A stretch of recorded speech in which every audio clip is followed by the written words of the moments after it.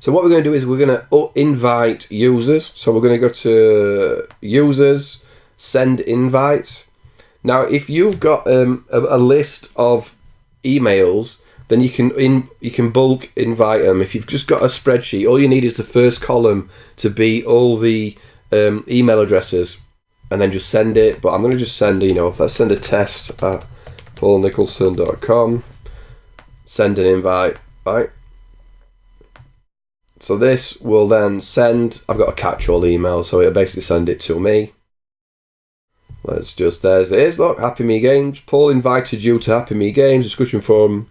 And then you would just click this link and set up a forum. I'm just going to go here to a different browser because I'm already logged in on that one. Paste in that link, and now it's saying test, set a password, accept invitation.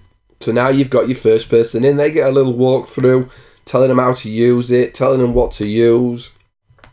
They don't see obviously everything you see because you've got private group, private forums just for your staff if you want. So they just see this basic information at the start. But that's how easy it is to invite a user. You're just going to go admin, users, send invites, and then send an invite.